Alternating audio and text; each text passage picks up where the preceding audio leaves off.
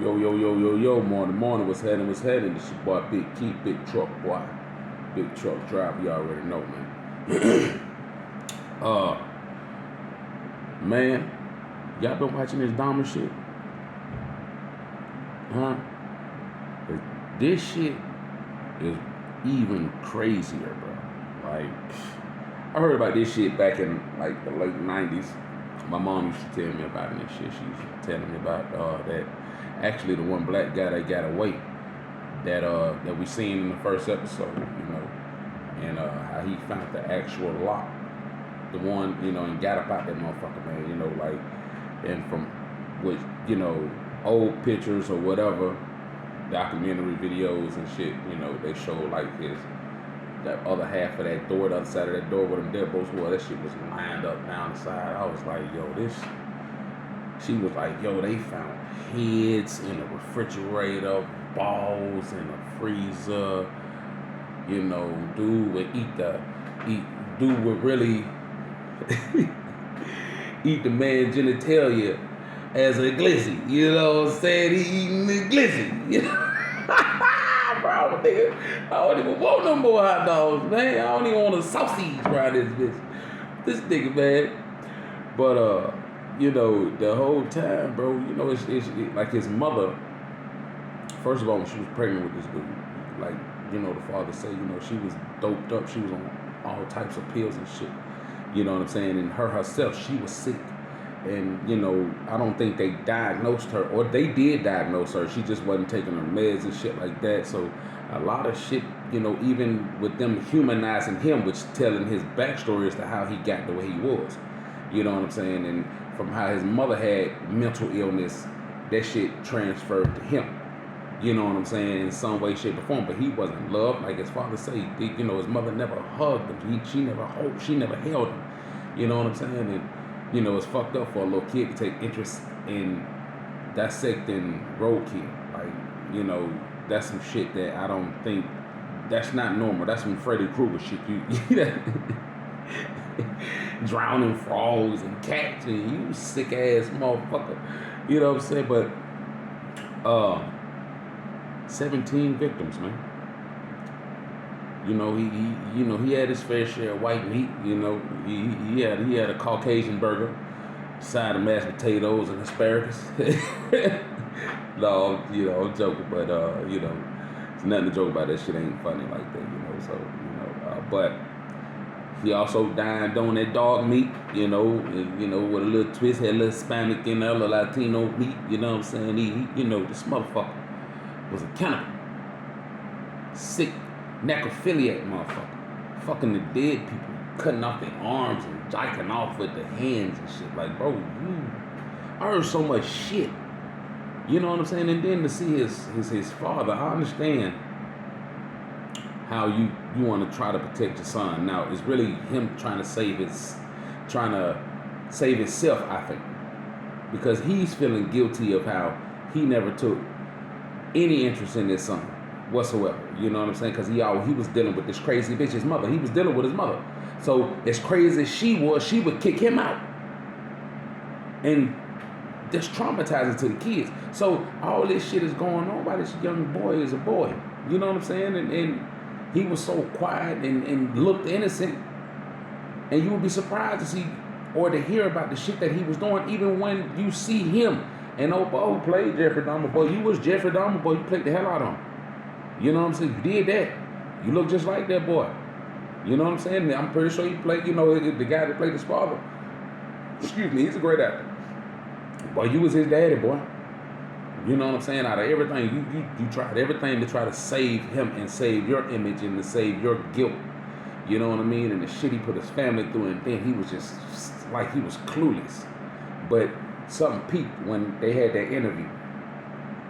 And after that, I think it was like the day before, his father and him was sitting down, they was watching Geraldo or some shit like that, and dude got up there and was saying his father, he was claiming he was an ex-lover of Jeffrey Dahmer, and, that part, that was a lie, because they had a lot of people that was and I remember this shit at the time, because, nigga, you got to think, bro, first of all, I'm almost 40, so all that shit was going on in the 90s. We were hearing about it. We was following it. Even down the goddamn, only one I wasn't following is that black dude that had that pyramid down there in Edenton, Georgia. And I'll tell y'all about that.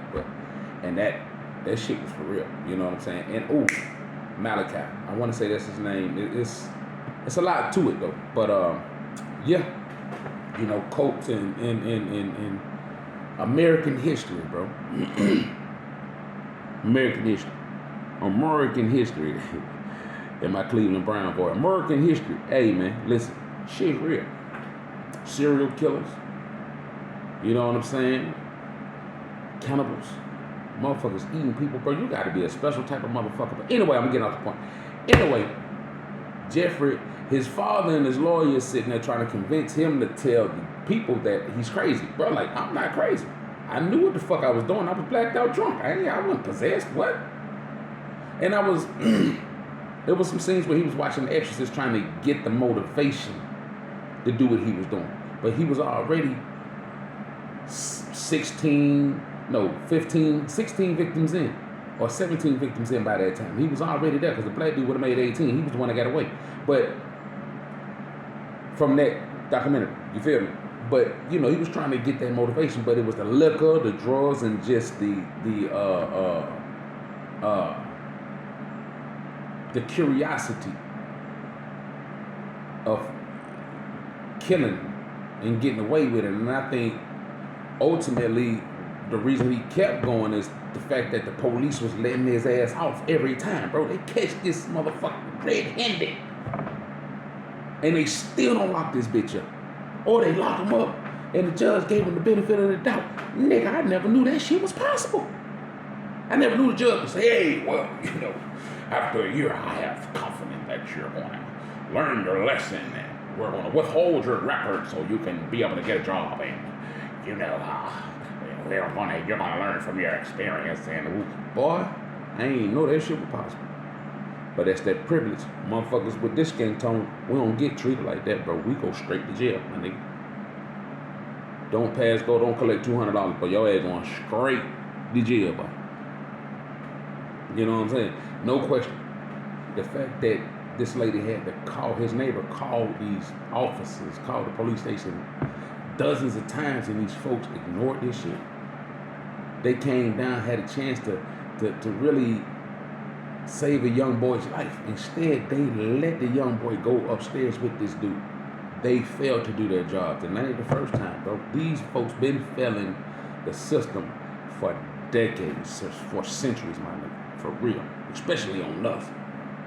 But they pass judgment on their own people. Straight up, when they way more fucked up than they make up damn near 100% of the domestic terrorists in this country. They do. The ones that don't have this skin tone. You know what I mean? And that ain't no shout to all y'all. That ain't no shot to all y'all. That's not it. But we gonna state the obvious, just like you gotta state the obvious whenever motherfuckers like me fuck up. They're gonna let it be known. You know what I'm saying? So that, again, that's accountability. Now, he was taking accountability during that whole interview, but they're trying to paint a picture. They're like, well, we can spin it a different way, Jeff. It's a case that happened in the 50s. Before this, that was goddamn worse. And what color was he? Anyway, this motherfucker, it was like a copycat. It was like Jeff was copying his work. That's what usually happens. You got a copycat motherfucker trying to copy or do worse or do better than the last motherfucker. End up, it be fucked up. But, you know, I'm like, how do you think he's going to take to that? You know what I'm saying? You know, but they're trying to get him off on pleading insanity. Like, yo, his father, you had a lot of responsibility for this shit right here for your son. That watching this shit, and I'm a great father. That just made me want to tighten up even more on my kids. Hey, You okay? How you feeling? Let's go out to eat. We already did that last week. Let's do it this week. Let's do it forever, infinity, whatever. We gonna make sure everything. Cause this shit right here, no sir. You know what I'm saying? Like, there's no excuse for that type of shit. You know, his mother changed her last name and went into clueless people. They didn't do no background checks on him or nothing. Nothing. The police chief said that shit to them cops, them ignorant ass stupid cops. Y'all didn't do no background check. I ain't even check to see if this young boy was 18. Y'all went upstairs, didn't do nothing. Y'all didn't do nothing. Y'all let that boy go right upstairs with him. Y'all ignored every call this lady sent in. Like, bro, it's sad because it's sad because it's 17 people that lost their life. But what's crazy is the cluelessness of those people, and it's still going on to this day. You know what I'm saying? Like, it's still going on to this day. Oh, this motherfucker out there eating people willingly, shit. And I ain't talking about eating, you know, nah. Nigga, straight up, you know. But what do you think? What do you think is going to transpire if that happens today and you get caught? In a court of public opinion, what the fuck do you think gonna happen these days? You see a cannibalistic motherfucker, and them little rural states, yeah, you see that. You might you might see that in the city. I ain't gonna lie to you. Somebody out here making a people burrito, straight up. You know what I'm saying? It's a lot of shit, bro, that happens behind closed doors that people don't even know. Listen, perception is a motherfucker. You see that on this documentary. They perceive this motherfucker to be one way just off of how he look. Oh, they passed judgment, man. And this nigga is 17 people you ate and fucked them and killed them. You know, not in that order, but all different ways. Yo, bro. They should have electrocuted this motherfucker. Straight up. But what's sad is the fact that at all the shit that's been done to the black and brown in this country, the domestic terrorists, they're not black or brown. I tell you, with that DC sniper motherfucker. But yeah. We ain't going on no school rampages. We ain't doing none of that, bro. Because honestly,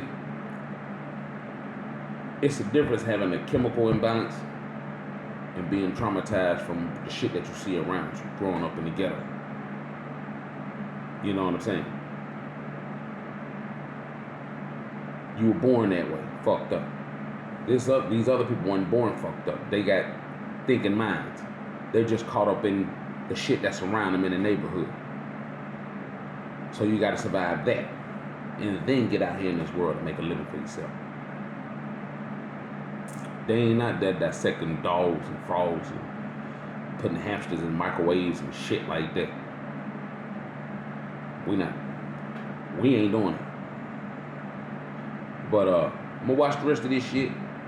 Give y'all, you know, part 2 of this video here, you know what I'm saying, the final thought of it. But that's my opinion, bro. You know what I'm saying? And like, subscribe, shout out, drop a comment, man, drop a comment, bro. You know what I'm saying? Hey, though, real shit though, it's a documentary, bro. I caught on YouTube. They still worship this motherfucker up there in Milwaukee. I think it's like a bar or something that's dedicated to this punk. Like, for real. Motherfuckers go in there and they fantasize about this punk and everything, bro. Straight up. I think it's downtown Milwaukee, some country shit, and for real. Like, they memorialize this punk, and they, you know, American history over the decades, they've done that. Ted Bundy has been, I'm sure. you know. But like, subscribe, drop a comment, let me know what you like, what you think. And hey, let's conversate about this shit, man. Talk to me, man. Let me know something. Tell me something good, homie. You feel me? That way. Atlanta way. Rise up, baby. Holla.